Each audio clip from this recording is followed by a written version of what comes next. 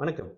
நமக்கு என் கடி ஞானத்தையும் வேத ஜோதிட ஞானத்தையும் ஆன்மீக ஞானத்தை வழங்கிய அனைத்து குருமார்களுக்கும் நன்றி. என்ற அதே வேளையில் இது ஒரு ஜோதிட விளக்குடைய விருப்பமில்லாதவர்கள் கடந்து போய் விடலாம்.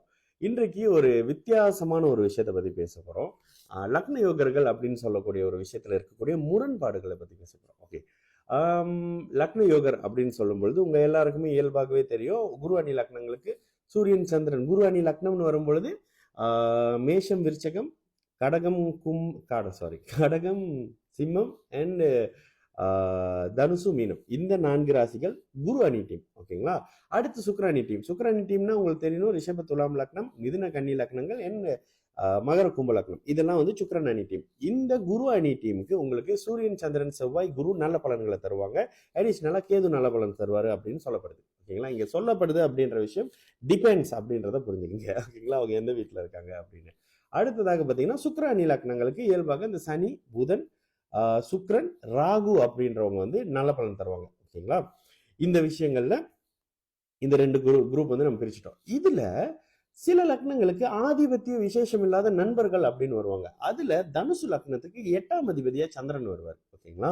நீங்க தனுசு லக்னம், அண்ணன் நான் வந்து சூப்பரான என்னோட யோக தசையில தான் இருக்கேன் அப்படின்னு சொல்லுவீங்க. ஆனால் ஆதிபத்தியம் கெடுதல்ல 8ஆம் அதிபத்தியம். ஓகேங்களா. 8ஆம் அதிபத்தியம் என்ன பண்ணும்? கடன், நோய், எதிர்ப்பு, அசிங்கம், அவமானம், முடிஞ்ச அளவுக்கு நோய் மாதிரியான விஷயங்கள், அசிங்கம் அவமானம் லெவல் போலனா கூட கடன், நோய், எதிர்ப்பு மாதிரியான விஷயங்களை கொடுக்குறாரு. ஓகேங்களா. அப்ப லக்ன நண்பர்னு சொல்லப்படக்கூடிய அமைப்புல இங்க சந்திரன் தனுசுக்கு அவயோகரா வந்துடுறாரு, மீனத்துக்கு அவயோகரா வரமாட்டாரு, 5ஆம் அதிபதியா வருவாரு. இதே மாதிரி ஒரு நிலைப்பாடு வந்து இவருக்கு வந்துடும். யாருக்கு? மகரத்துக்கு வந்துடும்.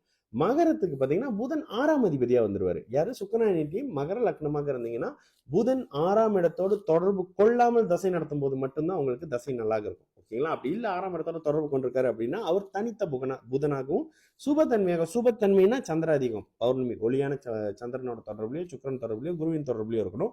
இருள் தன்மையான அமாவாசை அமைப்போடு அவர் சேரக்கூடாது. ஓகேங்களா. சேரும்பொழுது உங்களுக்கு கடனின் மூலியமாக தொழில், ஒரு நிரந்தரமான ஒரு தொழில், ஒரு இடத்துல தொழில் மாதிரியான தன்மைகளை கொடுத்துருவார். ஓகேங்களா. அதே மாதிரியான ஒரு நிலைப்பாடு வந்து இவருக்கு வந்துடும்.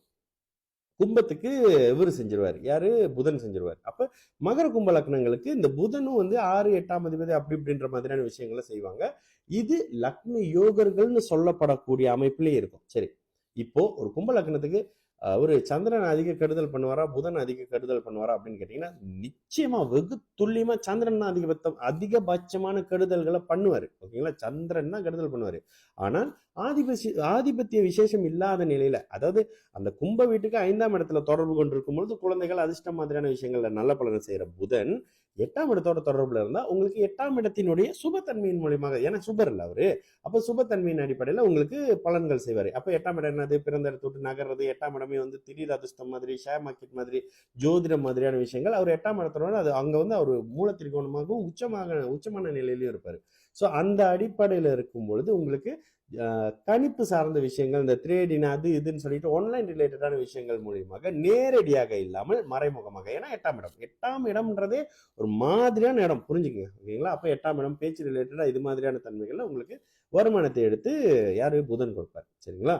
ஒரு கன்ஃபியூஸ் பண்ற இடம் அப்படின்னா இந்த 2 இடங்கள் தான். இதனை அடுத்து அப்படின்னு பாத்தீங்கன்னா மேஷ லக்னத்துக்கு லக்னாதிபதியே அவயோகரா வருவாரு. ஓகே. மேட்ச லக்னத்துக்கு அட்டமாதிபதியா செவ்வாயே வருவாரு. நிச்சயமா அட்டமாதிபதி தான் லக்னாதிபதியாக இருந்தாலும் அதை ரொம்ப ஸ்ட்ரிக்டா அப்பெல்லாம் நான் அது பல இடங்கள்ல நான் மென்ஷன் பண்ற பாருங்க.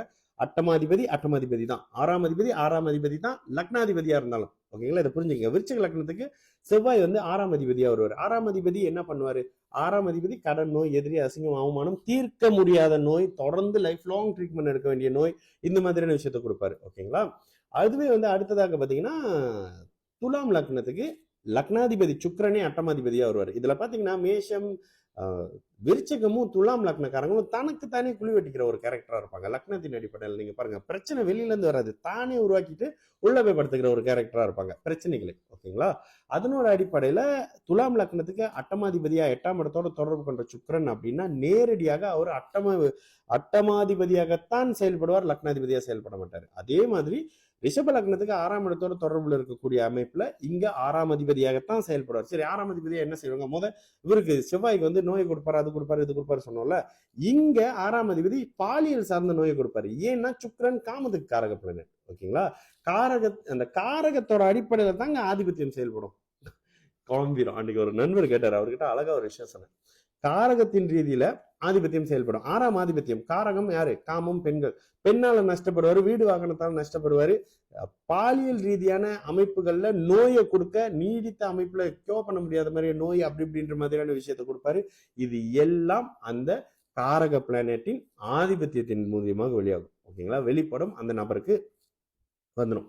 இதுதாங்க அந்த யோகர்கள்னு சொல்லப்படக்கூடிய அமைப்பிலேயே அவங்களை தனக்கு தானே பிரச்சனையாக இருக்கிற மாதிரியான இருக்கக்கூடிய அமைப்புகள். இது உங்களுக்கு புரியாதுன்னு நினைக்கிறேன். அப்படி புரிஞ்சுக்கணும் அப்படின்னா ஒரு திரும்ப திரும்ப கேட்குற மாதிரி இருக்கும். ஓகேங்களா? அதுவும் உங்களுடைய விருப்பத்துக்கே விட்டுறேன். சரிங்களா? நல்லது நடக்கும். எல்லாரும் நல்லா இருப்போம். வணக்கம்.